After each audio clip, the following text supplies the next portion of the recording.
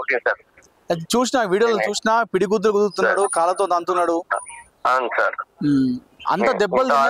అంత దెబ్బలు తిన్నా కూడా బాలరాజు గారు నిజంగా మీ ఓపికకు దండం పెట్టాలి. ఎవరైనా సరే ఈ రోజులలో ఒక 2-3 దెబ్బలు కొడితే ఖచ్చితంగా రిటర్న్ కొడతారు. మిమ్మల్ని మీరు ఎంత పెద్ద వయసు ఉన్నవారు అంటే అది మన కుటుంబ బాధ్యత, మన బరువు, మనకి ఎన్నో బాధ్యత కదా సార్. అదే కదా, అది అవన్నీ మాకు అట్లా బాధ్యత ఉంటాయి. మా 30 years 28 years లా గుడ్ టైమ్స్ అవార్డు తీసుకున్నాడు సార్. HDSP లెవెల్ ఆయనకు అవార్డు వచ్చింది సార్ కర్ణాటక రీజన్ నుంచి. సూపర్ మీకు అంత ఓపిక ఉంది కాబట్టి అవార్డులు వచ్చినాయి బాలరాజు గారు. అదే సార్. మంత్రి గారు కూడా మాట్లాడుతూ ఏమన్నారు మంత్రి గారు? మాట్లాడే చెప్పిండు, ఆయనకి ఏం లేదు, బాగా టెన్షన్ పెట్టుకుని మీద చర్యలు కట్టి చర్యలు తీసుకుంటాము. గుడ్ బెస్ట్ డ్రైవర్ మాకు తెలుసు. అది కూడా మాకు అవార్డు ఇచ్చి భూపత్ సార్ కూడా అవార్డు ఇచ్చారు కదా.